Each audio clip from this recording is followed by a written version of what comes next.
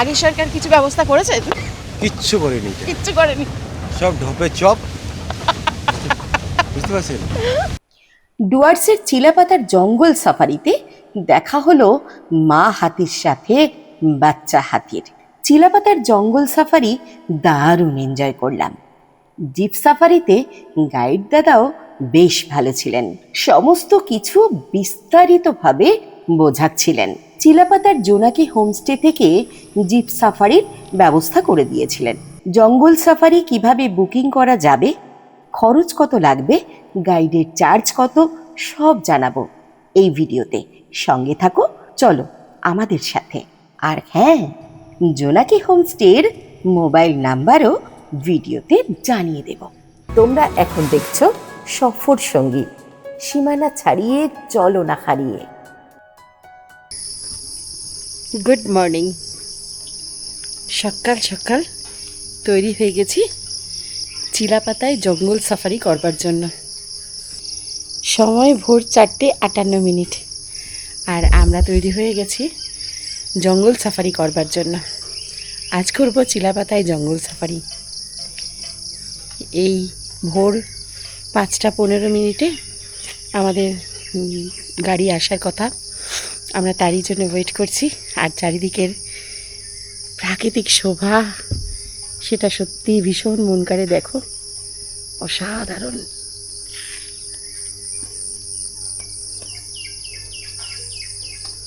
এই হলো আমাদের হোমস্টের সকালের পরিবেশ।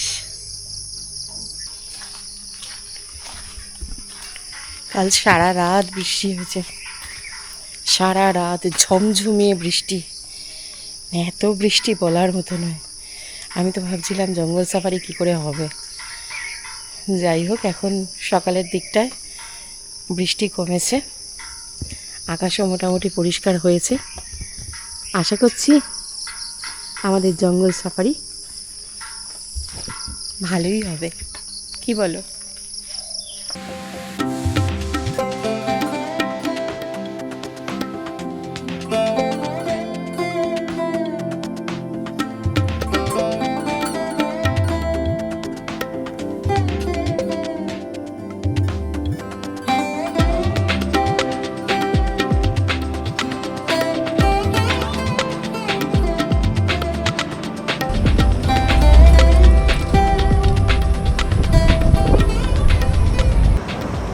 সময় এখন 5:16, একদম ডট 5:15 আমাদের সাফারির গাড়ি আসার কথা ছিল এবং চলেও এসেছে। আর আমরা এখন সাফারির পথে চিলাপাতায় জঙ্গল সাফারি করব। দেখাবো তোমাদের, নিজেও দেখবো। চলো তাহলে যাওয়া যাক।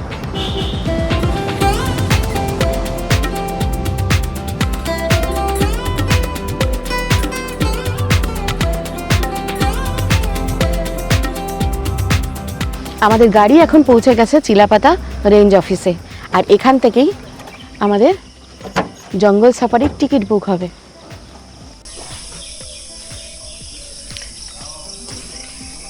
চিলাপাতায় এসে দেখলাম জঙ্গল সাফারির জন্য যে গাড়িগুলো, সেই গাড়িগুলো দেখো, এই যে হোয়াইট কালারে, একদম হোয়াইট কালারে। আর আমি যতদূর জানি, হোয়াইট কালারের উপর ওয়াইল্ড অ্যানিম্যাল অ্যাটাক করে। এটা কিন্তু আমার ঠিক ভালো লাগলো না। জঙ্গল সাফারির জন্য যে জিপগুলো হওয়া উচিত, সেটা অতি অবশ্যই গ্রিন কালার হওয়া উচিত। সেটা কিন্তু আমি গরুমারা অভয়ারণ্য, গরুমারাতেও দেখলাম যে গ্রিন, জয়ন্তীতেও আছে একদম গ্রিন কালারের জিপ। শুধুমাত্র এখানেই দেখছি যে হোয়াইট কালারের। এটা যেন কেমন একটা অদ্ভুত লাগলো।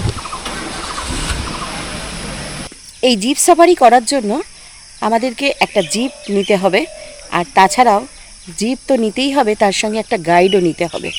হ্যাঁ, তবেই কিন্তু আমরা জঙ্গল সাফারি করতে পারবো।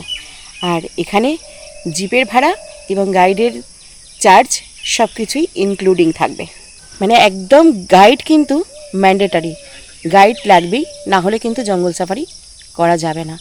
এর জন্য একটা গাইড আমাদের অতি অবশ্যই নিতে হবে। যে কোনো জঙ্গলেই সাফারি করতে গেলে তোমাদের অতি অবশ্যই আধার কার্ডের একটা জেরক্স রাখতে হবে। তাই বাড়ি থেকেই জেরক্সটা করে আনো। আমি কিন্তু এটা ভুল করেছি, জানা ছিল না আমার, অরিজিনাল নিয়ে দেখিয়েছি, বকা খেয়েছে খুব। 5:28, আমরা এবার জঙ্গলের ভেতর ঢুকে যাব, তাই তো? আর আমাদের গাইড দাদা কই? আচ্ছা, এই আমাদের গাইড দাদা, একবার ভালো করে মুখটা দেখে নি। চলো, আমরা এখন জঙ্গল সাফারির উদ্দেশ্যে বেরিয়ে যাচ্ছি। জঙ্গল শুরু। হ্যাঁ,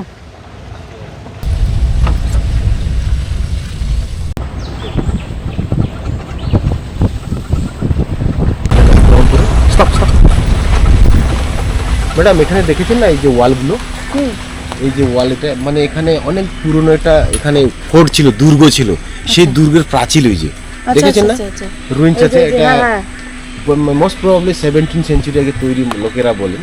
আর কি বলে লোকেরা বলে এখানে কুচবিহার রাজার টেরিটরি পর্যন্ত ছিল। আচ্ছা, যেমন আছে না মানে মানে বিশ্বসিংহ রাজা, উনি ছিলেন একদা এক সময় কুচবিহারের রাজা। উনার এক উনার পুত্র ছিল নরনারায়ণ রাজা।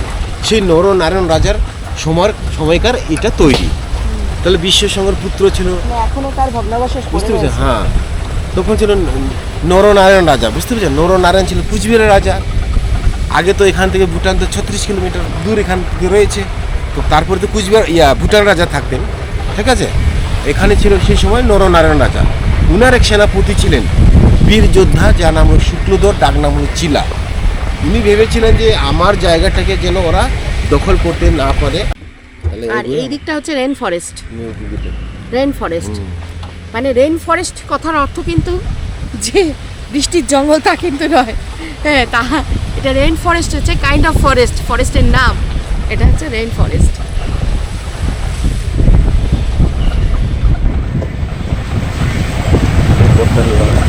দুর্গের প্রাচীরগুলো এখনো আসছে, কিছু কিছু আছে প্রাচীর, মানে যে দুর্গ নরনারায়ণের সময় যে দুর্গ তৈরি করা হয়েছিল, সেই দুর্গের কিছু ভগ্নাবশেষ তোমরা এই চিলাপাতার জঙ্গলে এসে দেখতে পাবে। পিছনে দেখো আরেকটা গাড়ি চলে এসেছে।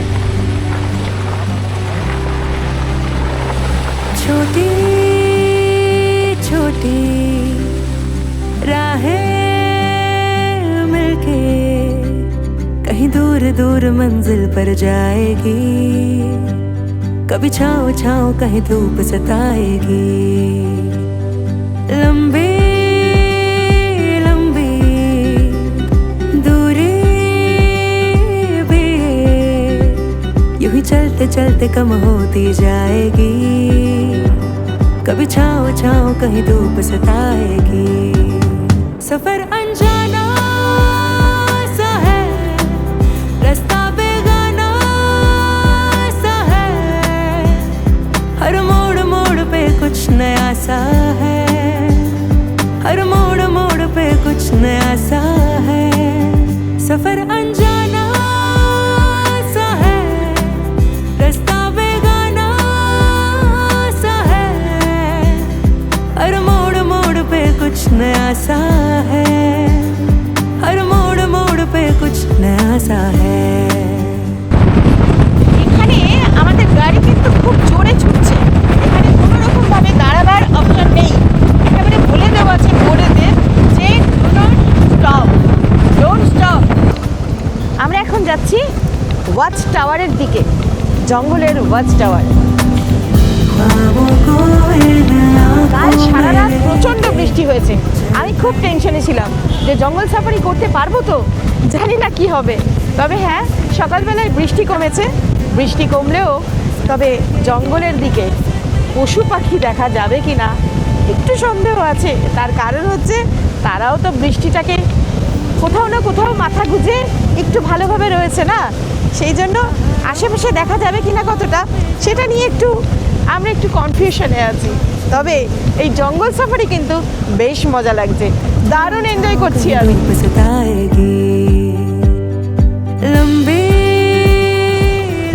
ওয়াচ টাওয়ারের এন্ট্রি গেট, আমরা এখন ওয়াচ টাওয়ারের এন্ট্রি গেটের মধ্যে প্রবেশ করছি।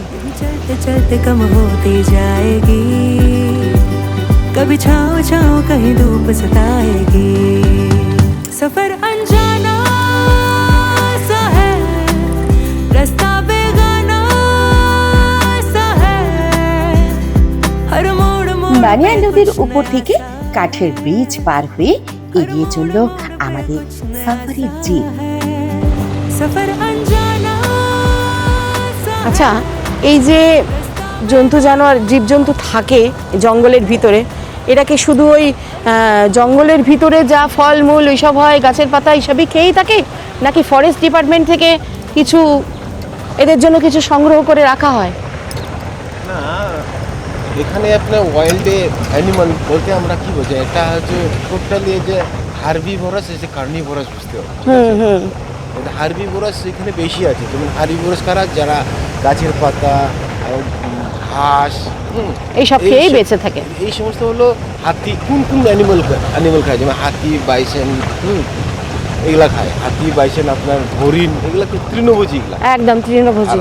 হার্বিভোরাস কার্নিভোরাস কোনটা আছে, যেমন লিওপার্ড। হ্যাঁ, leopard। লিওপার্ড এখানে আছে, ওয়াইল্ড বোর খাবে, বুঝতে পারছেন, তারপরে হরিণ খাবে, এটা হলো কার্নিভোরাসে চলে যায় এরা, বুঝতে পারছেন। তা হরিণ কি এখানেই মানে এখানেই থাকে নাকি কিছু ছেড়েও দেওয়া হয় ওদের জন্য খাওয়ার জন্য? না, এখানে সেটা- ন্যাচারালি ন্যাচারালি যায় ওরা। এখানে হ্যাঁ। কোনো ছাড়া হয়নি, হুম। ঠিক আছে। ছাড়া কোনগুলা বিলুপ্ত প্রাণী দেখে যখন সংরক্ষণ করবেন সেই সময় ওদের ছাড়া হয়, কেননা সর্বোচ্চ খাদ্য যে বাঘ আছে না, সেই বাঘটা এখানে নেই। বাঘের মধ্যে ওই ছোটটা আছে লিওপার্ড বলে না, লেপার্ড, লিওপার্ডটা রয়েছে। ওই মাথাগুলো বড় বড়। মাথা হ্যাঁ? তো বড় বড়। না, আমি যেটা- কালার থাকে না বাড়িতে, হ্যাঁ হ্যাঁ। এগুলো লিওপার্ড, লিওপার্ড নেকড়ে বাঘ বলে না এগুলো। কিন্তু চিতা বলে থাকে, কিন্তু চিতা তো চিতা। আমাদের ইন্ডিয়াতে নেই না, না। আফ্রিকাতে রয়েছে। হ্যাঁ, যেমন এখানে আমাদের এখানে লেপার্ড। হ্যাঁ, leopard। ইন্সপেকশন হলেও আমরা হাতি দেখতে পাচ্ছি, এটাই আমাদের কাছে অনেক বড় ব্যাপার। জঙ্গলে ইন্সপেকশনের জন্য হাতি করে করে ঘুরছেন, আর আমরা হ্যাঁ, এখানে রাইনো খুব বেশি, রাইনো এখানে হ্যাঁ এখানে এটা হলো মার্সিল্যান্ড, এখানে হচ্ছে রাইনো থাকে। পাইলেও পাইতে পারো অমূল্য রতন। আমরা এখন চোখ রাখছি ওই দিকেই।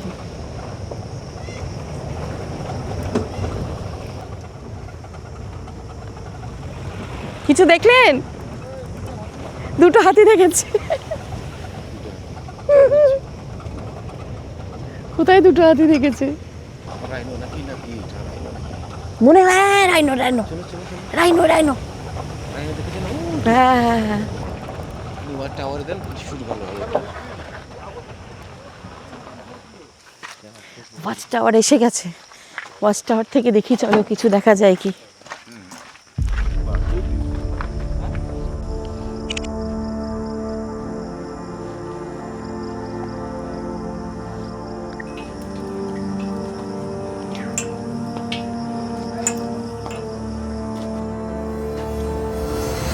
বাচ্চা নিয়ে ঘুরছে না?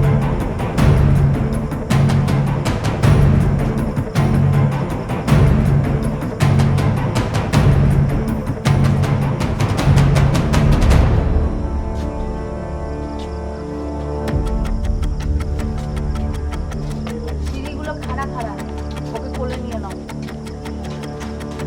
তাড়াতাড়ি আসো।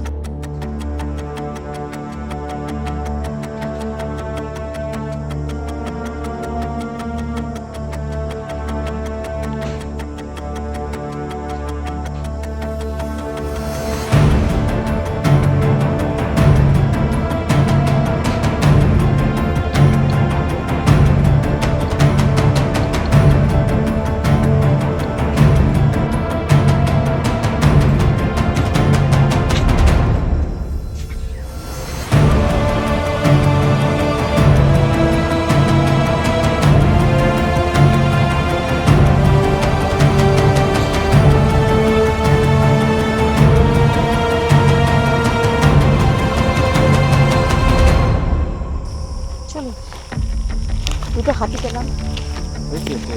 আসছে, হ্যাঁ, দেখলাম। দেখলাম না ভিডিওতে এসছে। হ্যাঁ।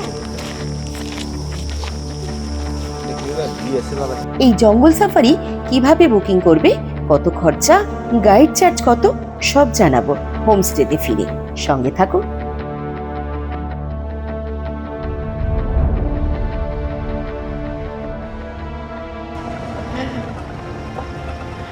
কি সুন্দর চলেছে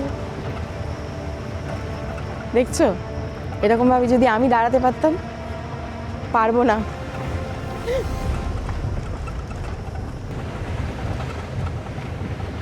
এই আবারও আমরা কাঠের ব্রিজের ওপর দিয়ে, এই যে নিচেই বইছে বানিয়া নদী, যেখানে পাওয়া যায় বোরলি মাছ।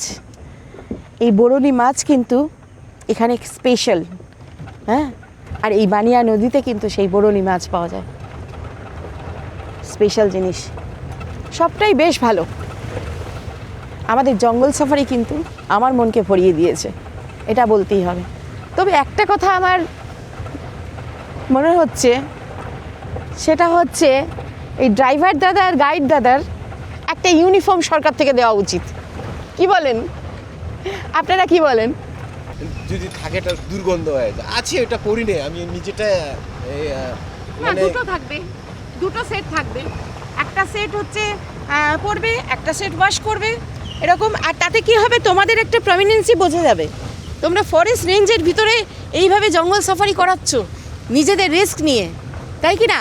তোমাদের একটা আলাদা আইডেন্টিফাই করার জন্য কিন্তু এটা হওয়া উচিত, আমার মনে হলো এটা। দেখুন, গভর্নমেন্ট একটা আছে না, গভর্নমেন্টের একটা সাপোর্ট হয়, ঠিক আছে? হ্যাঁ, দেখুন, এটা আমি আপনাকে কোনটা বলছি, নো ওয়ার্ক নো পে আছে না, গভর্নমেন্ট যে সাপোর্ট করতো, হ্যাঁ, যে সাপোর্ট করলে আমরা করতাম।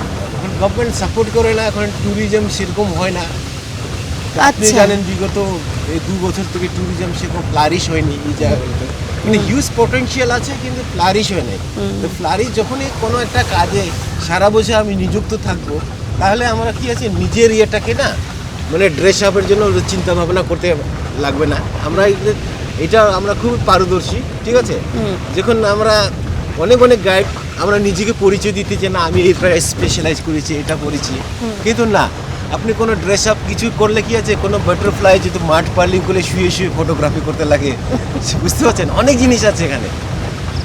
আর কিছু কিছু জিনিস আছে আপনাকে মানে কি কালারটাকে যেন ফরেস্টের সঙ্গে ম্যাচ আপ হয়ে যায়, হ্যাঁ, মানে ও ফরেস্টের জন্য আমার যে ম্যাচিং হয়, হ্যাঁ। ওয়াইল্ড অ্যানিমালের একটু প্রবলেম না হোক, হ্যাঁ। বুঝলেন? এটা ড্রেস আপ হয়ে থাকলে কি আছে, এটা গেট আপ হয়। একদম আর- গেট আপ হয়। হ্যাঁ, গেট আপ হলে আপনি সেট আপ ভাববেন না, এটা ডোন্ট থিঙ্ক সো, বুঝতে পারছেন? যেটা আমাদের পরিষ্কার পরিচ্ছন্নতা থাকতে হবে, এটাই হলো আমাদের স্বাভাবিক। আর যে না, কালারটা আমি সরকারের কাছে এটা আবেদন করব যে ট্যুরিজম ব্যাপারটাকে আরও আরও সুন্দর স্বচ্ছভাবে বানানো হোক, যাতে মানুষজন আসে, মানুষজন আসতে চায়। যারা ভ্রমণপ্রেমী তারা কিন্তু আসতে চায়, ঘুরতে চায়, তাদের জন্য সেই রকম জায়গা করে দেওয়া হোক। এবং এই যে ভাইদের জন্য, এরা যে এতটা নিজেদের রিস্ক নিয়ে নিজেরা এই জঙ্গলের ভেতরে ঢুকে আমাদেরকে এইভাবে ঘোরাচ্ছে, আলাদাভাবে তাদেরকে যেন চিনতে পারে মানুষ, আলাদা আইডেন্টিটি হোক, সেই ব্যাপারটাকে আমি সরকারের কাছে আবেদন জানাচ্ছি যে ট্যুরিজমকে অতি অবশ্যই, ট্যুরিজম ব্যাপারটাকে সরকার যথেষ্ট, বর্তমান সরকার তো যথেষ্টভাবেই দেখছেন, তার সঙ্গে আরও ভালো করে হোক, যাতে আমরাও এসে বেশ এনজয় করতে পারি, আর ওনারাও ওনাদের পরিচিতিটাকে আরও অনেক দূরে বাড়াতে পারেন। ঠিক বলেছি দাদা? জঙ্গলে আসার মানে তো এই নয় যে শুধুমাত্র জীবজন্তু দেখার জন্য। জঙ্গল হচ্ছে এমন একটা জায়গা যেখানে কিন্তু অনেক কিছুর খোঁজ পাওয়া যায়, অনেক কিছু জানা যায়।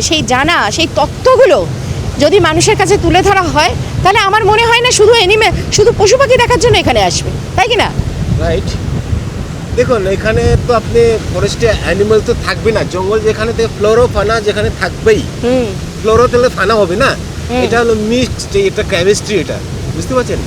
তো এখানে কি আছে, মানে ওয়াইল্ড লাইফ, ওয়াইল্ড অ্যানিমাল, এটাও বুঝতে হবে। হ্যাঁ, একদম ওয়াইল্ড লাইফ, অ্যানিমাল। তো মানুষ কি আছে, ম্যামেল খুঁজতে আসে, হ্যাঁ, কেউ ওয়াইল্ড লাইফ খুঁজতে আসে, হ্যাঁ। এরকম আছে। কেউ ভেরিয়াস প্লান্ট জানতে আসে, হ্যাঁ, একদম। বুঝতে পারছেন? আচ্ছা, এই চিলাপাতার ফরেস্ট কত ভাগে ভাগ করা হয়েছে? এটা দেখুন, এটা হলো জেলদাপাড়া ন্যাশনাল পার্কের একটা পার্ট। তো ন্যাশনাল পার্কের মধ্যে এখানে 19টা রেঞ্জ আছে, ঠিক আছে? তো 19টা রেঞ্জের মধ্যে একটা চিলাপাতা রেঞ্জ। তারপর ওই চিলাপাতা রেঞ্জের আপনার বিট অফিস হয়, যেমন হচ্ছে মেন্দাবাড়ি, চিলাপাতা, হ্যাঁ, তারপরে বানিয়া, এই 3টা বিট নিয়ে হলো চিলাপাতা রেঞ্জ। এখনো পর্যন্ত বেশ দারুণ এক্সপিরিয়েন্স চিলাপাতার জঙ্গলে সাফারি করার। তোমরাও যখন আসবে ডুয়ার্সে অতি অবশ্যই চিলাপাতা এলে চিলাপাতার জঙ্গল সাফারি করতে ভুলো না কিন্তু, দারুণ। আর এখানে গাইড থেকে ড্রাইভার থেকে সবার ব্যবহার কিন্তু ভীষণ সুন্দর, তাই চিলাপাতার জঙ্গলে সাফারি করে যাও। আর আপনাকে বুঝতে পারছি যে এখন যে ওই আপনার গাড়ির সময় আমাকে একটা পাখি জিজ্ঞাসা করছিল ডেকে, তখন আপনারাই ছিলেন মনে হয়। ওই যে বলো না পঙ্কজ বুড়া যেটা গাড়ি চালিয়েছিল, এই ধরনের ছোটের পাখি, কি পাখি একদম একদম একদম। তখন আমি আরে ও ভাইকে দেখলাম, তখন না ওই ক্যামেরা তখন অন করলো, আমি ভাবলাম কোথায় দেখা মতো লাগছে। তারপরে ভাবলাম ব্লগার, এখন ভাবলাম ওই যে কোথায় থেকে পিক আপ করেছে, পঙ্কজ বুড়া থেকে বলে, এখন বুঝতে পারলাম। বুঝতে পারছেন, মানে পঙ্কজদার নাম চলছে এখানে। কিন্তু আমরা বলেছিলাম এরকম একটা পাখি দেখেছি, পাখিটার নাম কি বলুন তো? হ্যাঁ, তখন উনি বলছেন দাঁড়ান আমি বলছি কি নাম, বলে ওনাকেই দেখে বলছে কি যে এই শোন ওই পাখিটা এরকম একটা ঠোঁটলা পাখি, এরকম এই পাখিটার নাম কি?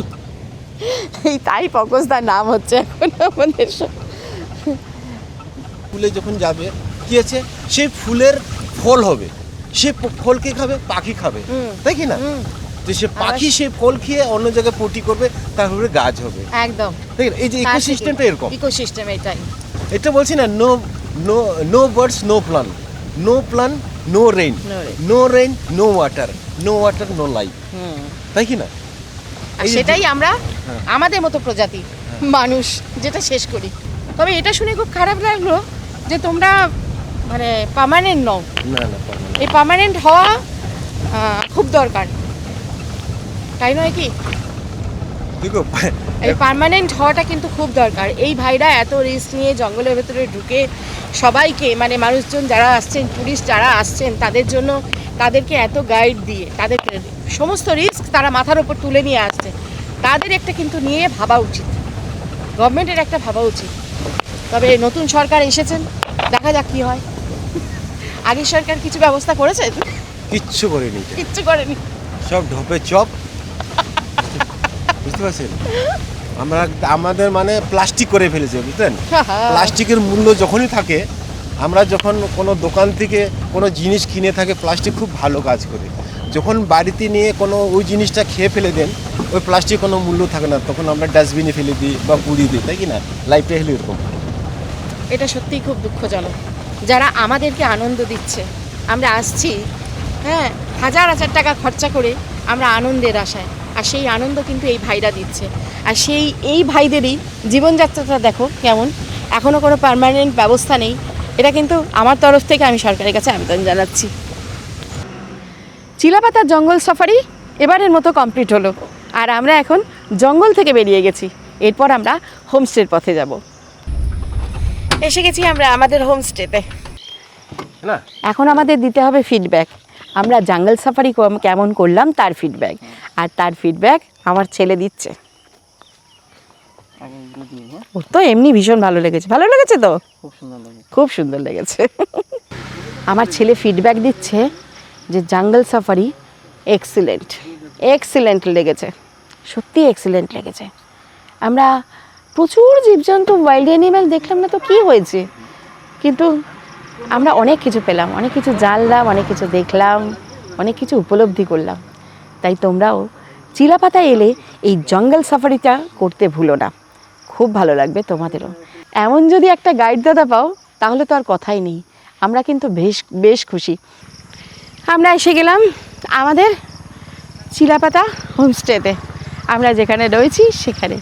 এরপর আমরা ব্রেকফাস্ট করব, তারপরও আবারও ঘুরতে যাব অনেক জায়গায়। সঙ্গে থাকো। হোমস্টে থেকে সমস্ত ব্যবস্থা করে দিয়েছে, আমাদের কোনো হেডেক নিতে হয়নি। ভেহিকেল ফেয়ার ফিস 1500 টাকা, ম্যাক্সিমাম 6 জনের জন্য। 2 জন থাকলেও কিন্তু ওই 1500 টাকাই লাগবে। আর গাইড চার্জ 350 টাকা। অবশ্যই আধার কার্ডের জেরক্সটা কিন্তু সঙ্গে নিতে হবে, না হলে কিন্তু হবে না। এরপর হোমস্টেতে ব্রেকফাস্ট খেয়ে আবারও বেরিয়ে পড়েছিলাম। এখানকার খাবার দাবার কিন্তু তুলনাহীন। না, কোনো বাড়িয়ে বলছি না। এরপর কোথায় গেলাম, কি করলাম সব জানাবো পরের পর্বে। এখন টাটা, দেখা হবে পরের পর্বের নতুন ভিডিওতে।